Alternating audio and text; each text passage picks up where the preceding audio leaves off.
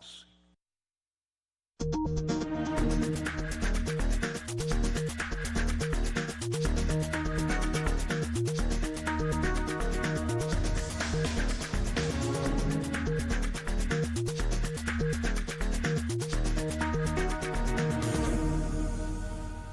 Hello and welcome to Shaka Extra Time. I am Paul Ndiho. Joining me on set is Shaka SSALI himself, aka the Kabbalah Kid. Hello, Shaka. Hello, Paul. How are you? Well, not only am I hugely terrific, but I remain simple, easy, and you know what? Awesome. I like your jacket. It's one of those colors that is really good. Really? Yeah. Well, I like your style too. Well, I'm looking up to you, man. Yeah. Yeah. A warm welcome to all our Facebook followers are watching us live. Shaka Extra Time is a show that comes to you every Tuesday, and today we'll be talking about a wide range of issues. But let's start in South Sudan. We are at it again, Shaka. The government of national unity, as we speak today, the government of national unity in South Sudan was supposed to be in place. What happened? It was supposed to be in place, and as you know, of course, this is the second time that it is actually being postponed, because the last time I checked, the government was supposed to be in place in May. It never happened. They said, okay, let's move the goalposts and make sure that it is in place in November. It hasn't happened. They also decided to again move the political goalposts. Mm-hmm. Now they are talking about 100 days, Paul, from today. What was the significance of them going to Uganda, considering the fact that Uganda, under the leadership of President Yoweri Museveni, it hasn't played a neutral role? Yeah, but whether you like it or not, Ugandan President Yoweri Museveni is a very key player in that particular region. This is a man, first of all, who has been in power for a very, very long time, Paul, the last time I checked. He came to power, remember, in 1986. And even though at one time he said that he was so contemptuous of those African leaders who sit tight, the Nigerians say, who stay longer in power, lately he's been saying that, in fact, it is an advantage to stay in power for very long, because guess what? He says he has the experience. And therefore, probably, he has the experience either in good governance or bad governance, whatever you want to actually to call it. But obviously, you know, they say that the proof is in eating the beans. Interesting. Are you perhaps suggesting that the two leaders are looking for ways maybe to stay a little bit longer? I mean, we've been talking about these peace talks. Some people have referred to them as peace jokes. Here we are today, they're talking of another extension. How many more times can they extend this at the expense of ordinary South Sudanese? You know, it looks like when you actually put Southern Sudan under a sort of microscope, you would probably find some of those individual leaders really, people that reflect what someone would call social, political, economic insensitivity. Because as you rightly said, the vast majority of that country called the Republic of South Sudan are actually doing the suffering. Mm. They're doing the suffering, and the leaders have at least some kind of privileges, some window of, you know, being able to have at least a guarantee of 3 meals a day, and those people that are supposed to be very close to them and what have you. But the ordinary Sudanese does not. I mean, the ordinary Southern Sudanese. And you know, even with the power of the Pope Francis, you recall that earlier this year, he hosted them at the Vatican. And you remember that the Vatican should be symbolically very, very significant, but guess what? It is one of those few remnants of what was once the mighty Roman Empire. And when it comes to the spiritual clout, the spiritual power, you cannot compare the Pope with any other leader, really, that heads almost any institution. This man invited these two individuals. They had very interesting talks in April, and they were supposed, in fact, to put in place a government of national unity the following month. This man actually knelt down on their feet, almost kissed their feet, and urged them to make sure that they form a government of national unity so that they could restore a semblance of peace and stability, so that people in turn can actually stop the suffering that they were doing. It never happened. And now he's actually saying again that he is finally going to pay a visit to the Republic of South Sudan. This is a visit, by the way, which was supposed to be conducted back in 2017. Right. But because of lack of security and all that kind of stuff, he couldn't do it. Let's do two quicker follow-ups. Let's go to Dave Duff. But before you go there, Paul, I would like frankly to say that these two individuals, if they are listening to us, it is time, sincerely, for them to go beyond simply the modalities, the symbolisms of appending their signatures on pieces of paper. Because we know, obviously, that what has come out of all these peace talks they have held, all these agreements they have held, it has almost virtually come to what someone used to say is like looking at a couple planning a marriage while concentrating on divorce. I honestly think we should now go beyond that, and these guys should be able to walk the talk so that their people should sincerely begin to wear some smiles on their face and walk the walk. Yeah, very, very interesting. Let's go to Steve Duff. What's wrong with these two leaders of South Sudan? And another quicker follow-up from James Rao Majak. As the world is looking at a South Sudanese peace agreement, what is the way forward for implementation of peace in South Sudan? I think it is not simply an issue of two individuals, really. I think that you also have to look at these individuals in the context of those people who follow them, their supporters, because they must be doing something that somehow is a reflection of the interest of the people who follow them or support them. But I think that what we are looking at in South Sudan is not limited to South Sudan, because we are actually talking about issues of social, cultural, economic, political injustice here. What is needed is justice. And the only way you can bring it about is through accountability. When you look at South Sudan, and you look at many other African governments on the continent, part of the problem is that these are not, for example, democracies. These are governments that do not really account to their people in as far as the decisions they make are concerned. Let's do another quicker follow-up. Let's stay in South Sudan. Let's go to Mayen Dingit. We in South Sudan no longer trust these two devils. No amount of prayers can change the nature of Satan.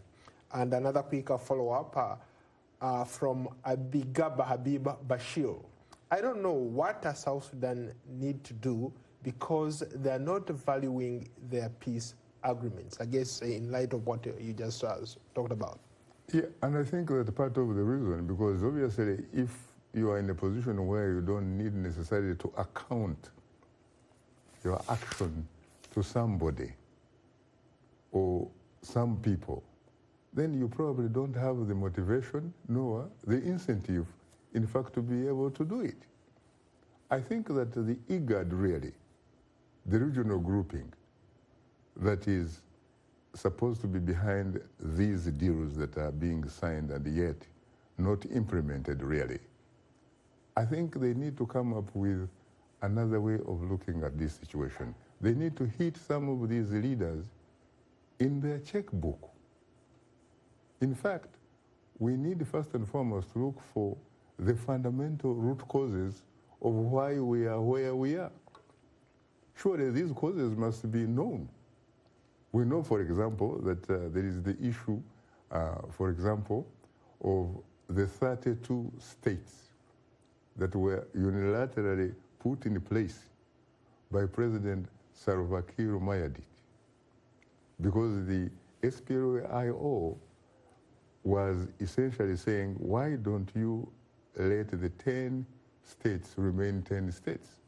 And in fact, if you want to even increase the states, perhaps you should in fact move to the deal that was made in January 1956 when the Sudan regained its political independence. And at that time, of course, South Sudan was part of that Sudan, which happened to have the distinction of being the single largest country, at least in terms of land, on the continent at that time. At that time, there were 21 regions, which you could call states. This is what the SPLA-IO has been saying. They say that they don't understand how Salva Kiir Mayardit unilaterally decided to move the states from 10 to 32.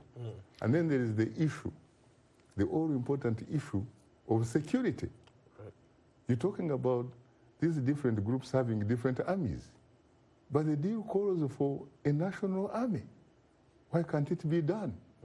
These are the things that IGAD leaders really, and indeed the African Union, and the international community, especially the United Nations Security Council, which has the mandate of making sure that the world is peaceful, to make sure that these things are done.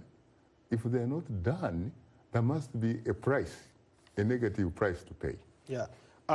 Before we go to another topic, how about those who argue that maybe both leaders need to be out of the picture?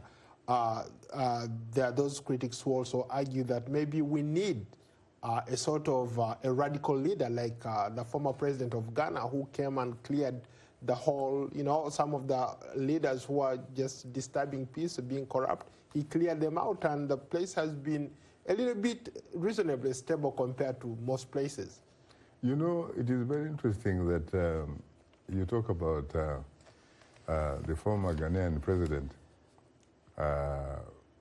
Flight Lieutenant Jerry John Rawlings, retired, but of course, as you know, not tired.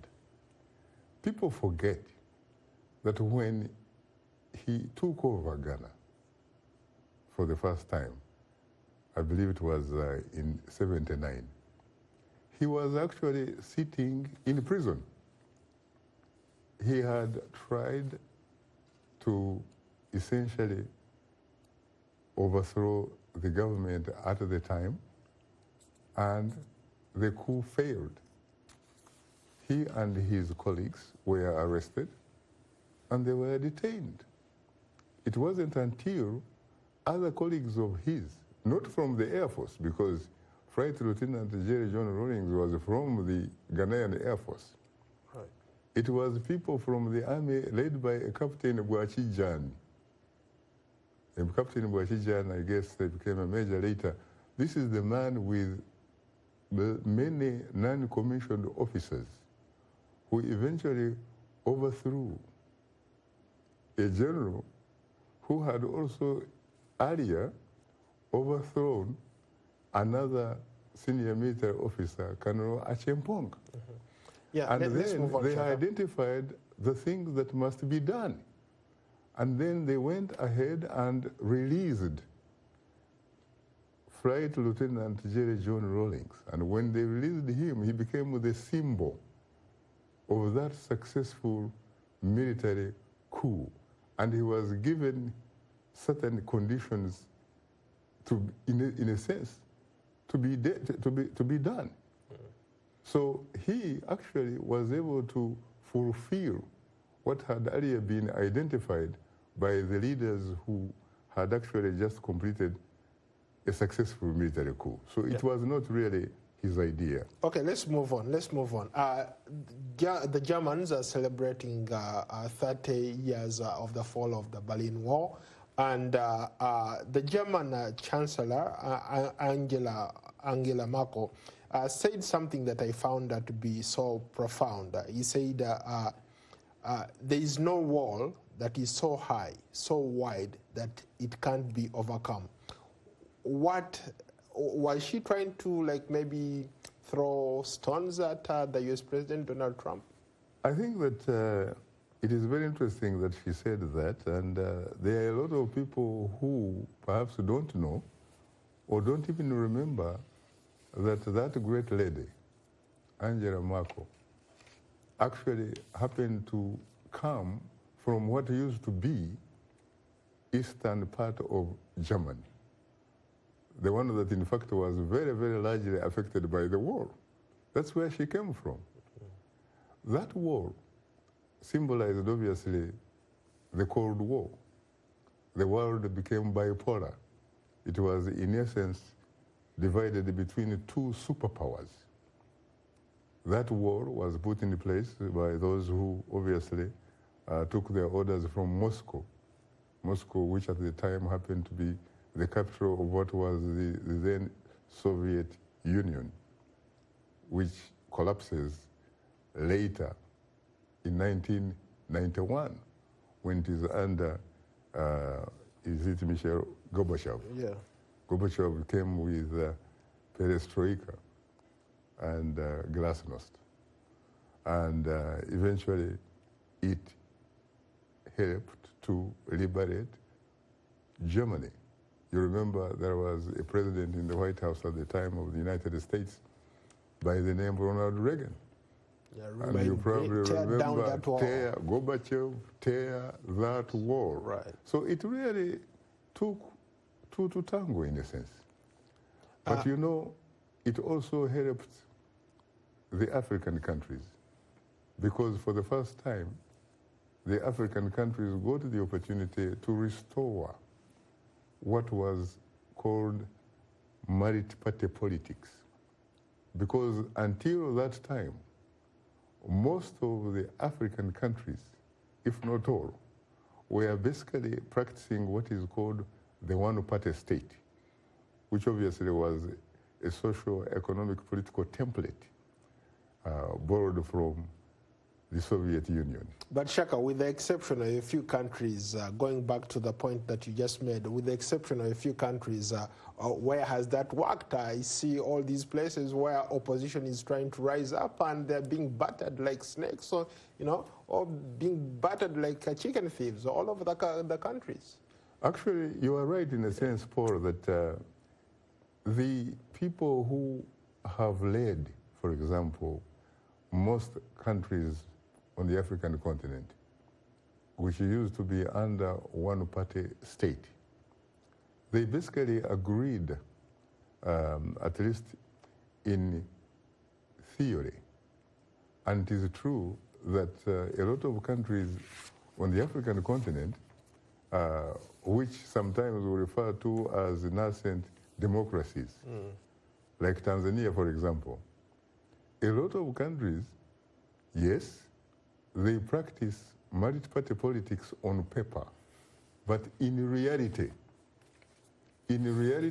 that multi-party politics is essentially conducted on the in a manner that reflects the one-party state template. Interesting. Because in fact, when you look at a country like, again, like Tanzania, you look at a country like Uganda, which is a multi-party state. Yes. But you look at a country like Burundi, you look at a country like Rwanda, and I can go on and go on and go on.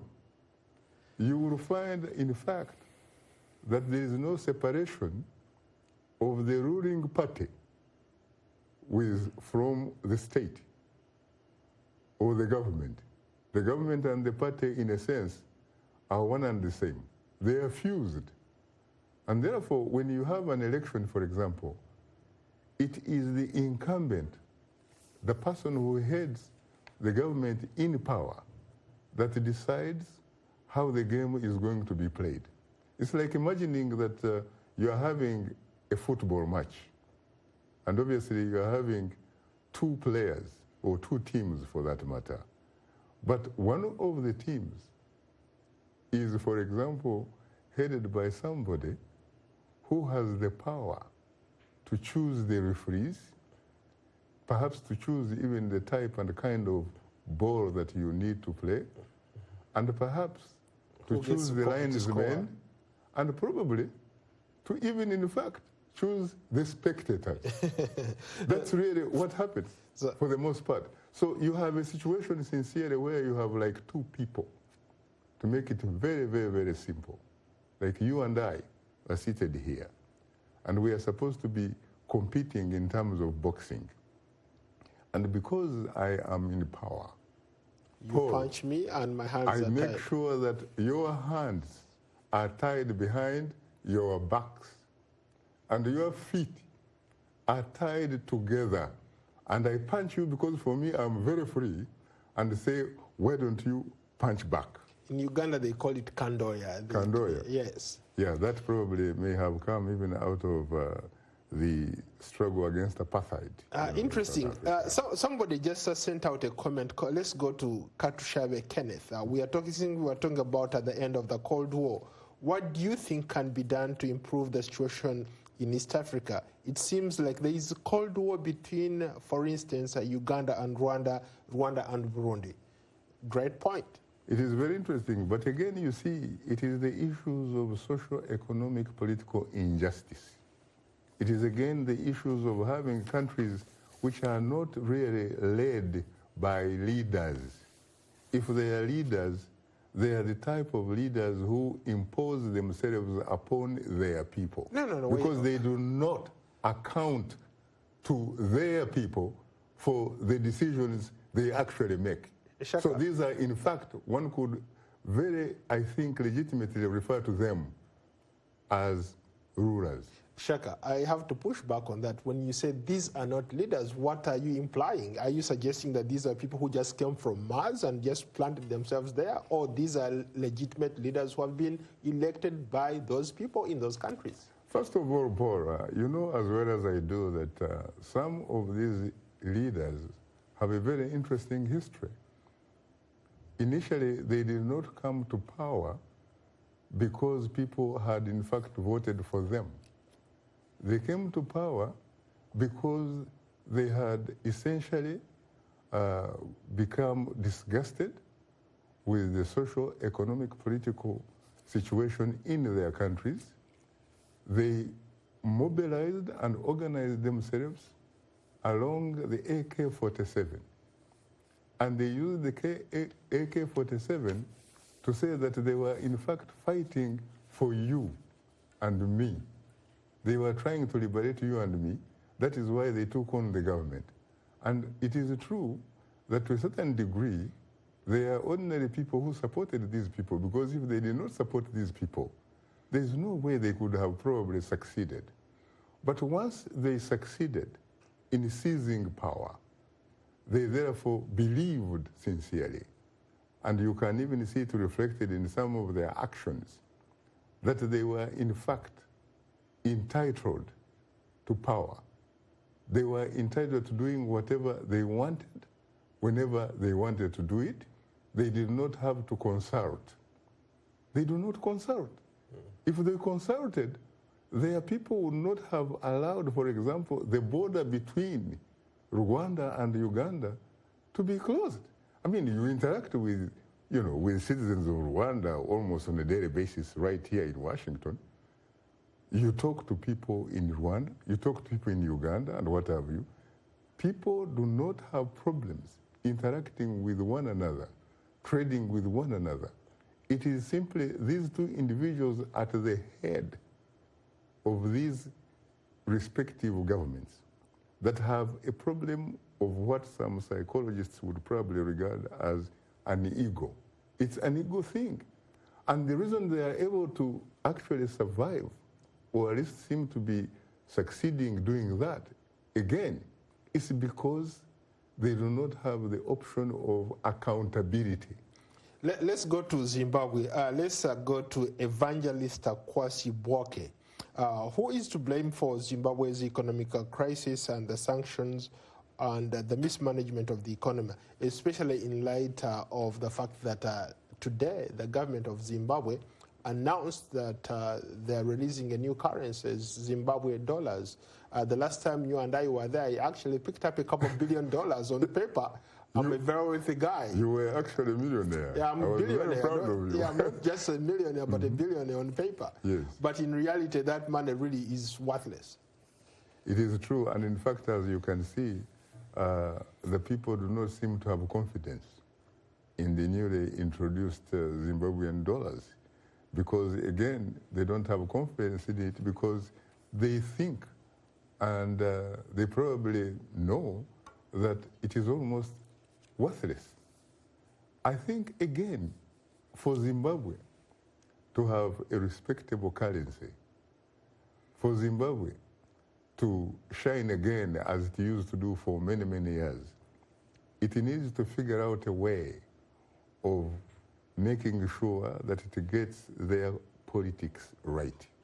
But I thought getting rid of Mugabe was the ultimate answer to what you just said. No, but it was not only Mugabe. First of all, you have to understand that you do not have what you would call really a political playing field that is leveled when it comes to all the primary stakeholders in Zimbabwe.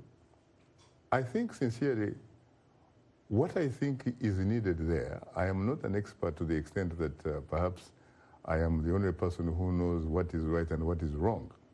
But from my experience, from the people I have talked with, and from some observers of Zimbabwe and sympathizers and empathizers and what have you, it seems to me that you need to do something that can help to bring all the people on the table. You need, for example, to create a government, again, of national unity in Zimbabwe. In other words, a government that will also involve members of the opposition, the youth, the women, and the different interest groups that make up Zimbabwe. I think the time for allocating blame and what have you and stuff like that surely is over.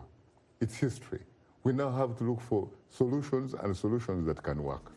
Well, Shaka, it looks like we've run out of time. Thank you to all of you for sending in your comments. I look forward to another edition of Shaka Extra Time. Until then, so long from Washington. Thank you. So Thank you.